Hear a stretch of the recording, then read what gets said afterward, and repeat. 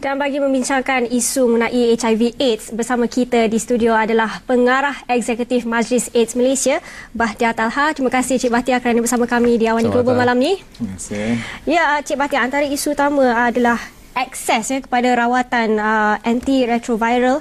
Jadi apa agaknya pendapat Encik Bahtiar mengenai komitmen politik untuk menyelesaikan isu ni? Komitmen politik dan juga realiti ketika ini. Realiti, kita amat bertuah di Malaysia kerana Kementerian Kesihatan yang memberi rawatan first line treatment secara percuma pada semua rakyat Malaysia yang HIV positif.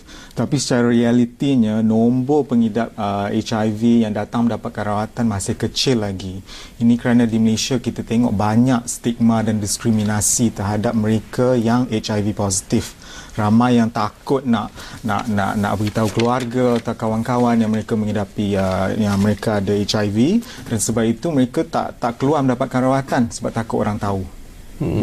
Itu mengenai akses ARV itu sendiri, antiretroviral itu sendiri kan, ada yang mengatakan dia bukanlah satu langkah yang baik kerana dia hanya melambatkan wabak ataupun penularan itu sendiri. Bagaimana?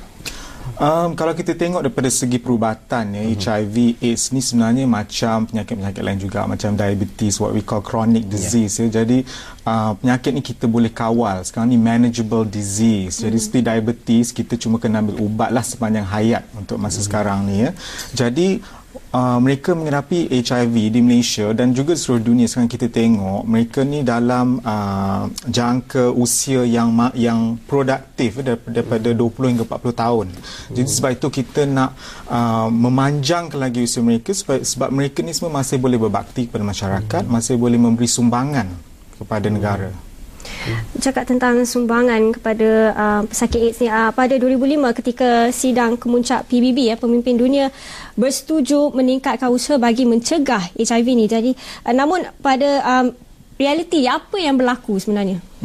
Ini bersangkut paut dengan tema Hari AIDS Sedunia kita tahun 2008 tahun ni, iaitu kepimpinan cegah AIDS, tunailah janji, stop AIDS, keep the promise under leadership. Banyak lagi yang kita perlu buat. Jadi kepimpinan ni, leadership, bukan sahaja kepada kerajaan tapi juga kepada individu dan juga organisasi di syarikat-syarikat. Sebab sebenarnya masalah HIV AIDS ni masalah kita semua. Semua orang boleh dijangkiti HIV dan AIDS, cuma kita perlu tahu cara-cara, langkah-langkah untuk mengelakkan diri daripada dijangkiti. Dan ada yang mengatakan kaedah adakah dia boleh diterima mengikut certain pendapat yang mengatakan kaedah pengasingan tu perlu juga kadang-kadang. Bagaimana tu? Jadi kami di Majlis Malaysia memang tak setujulah dengan kaedah pengasingan ni, sebab masalah HIV ni seperti saya kata tadi memang masalah semua orang. Jadi itu satu masalah kesihatan, public health. Yang sebenarnya kita perlu tengok daripada sudut kemasyarakatan, daripada sudut public health, macam mana kita nak tangani wabak HIV AIDS di negara ini. Jadi seperti saya kata tadi, stigma diskriminasi masih lagi satu masalah yang besar yang kita ada di negara ini. Salah satu kajian yang kami di Majlis AIDS Malaysia buat tahun ini menunjukkan lebih 60% rakyat Malaysia ingat HIV ni satu hukuman daripada Tuhan. Sebab itu ini menyekat mereka yang menghadapi HIV untuk tampil ke hadapan. Jadi itu masalah. Jadi adakah Cik Bahtiar bersetuju dengan pasangan Islam yang sebelum berkahwin perlu menjalani ujian HIV terlebih dahulu? Adakah Cik Bahtiar bersetuju dengan syarat itu? Kami memang kalau boleh nak saringan HIV ni diperluaskan lagi, sebab kami rasa semua rakyat Malaysia patut tahu status HIV mereka. Tetapi sebab seperti kata di masalah HIV ni lebih daripada satu wabak saja, ini satu masalah sosial juga sebab ada stigma, ada diskriminasi. Jadi bila kita dapat tahu, seseorang tu dapat tahu yang dia HIV positif, bukan mudah untuk menerima. Jadi adakah cukup struktur sosial, struktur counselling, for example di hospital kerajaan ataupun di klinik-klinik swasta untuk menolong mereka yang mengetahui status mereka positif.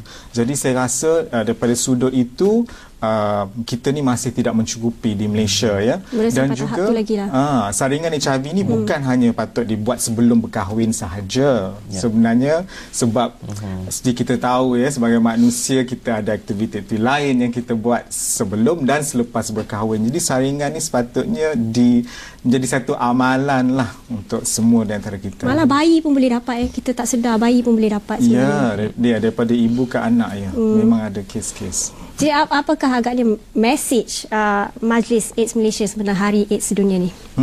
Jadi selaras dengan tema Hari AIDS Sedunia, Stop AIDS, Keep the Promise, cegah AIDS, tunailah janji.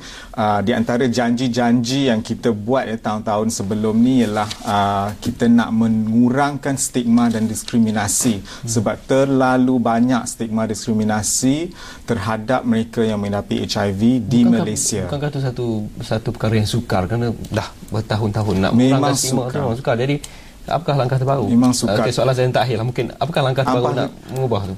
Saya rasa mesej yang kita perlu sampai kepada rakyat Malaysia tu kena direct, kena secara telus, tak boleh kita nak tapis-tapis lagi sebab sekarang ni banyak maklumat yang tak tepat yang yang masyarakat Malaysia ada, macam berkongsi makanan ataupun meluk mereka yang menghadapi HIV boleh dijangkiti. Semua tu salah. Jadi maklumat yang tepat tu kita kena bagi tahu dan juga kita kena ajar rakyat Malaysia bagaimana untuk melindungi diri mereka daripada dijangkiti HIV AIDS. Ini termasuklah penggunaan dadah secara suntikan, berkongsi jarum ataupun aktiviti seksual ya. Jadi itu semua kita perlu ketengahkan, kita perlu utarakan secara terbuka. Jadi itu saya rasa kita kena perluaskanlah. Okey. Baik, itu saja. Terima kasih Encik Bahtiar kerana bersama kami di Awani Global. Dan itu dia tadi pengarah eksekutif Majlis AIDS Malaysia, Bahtiar Talha.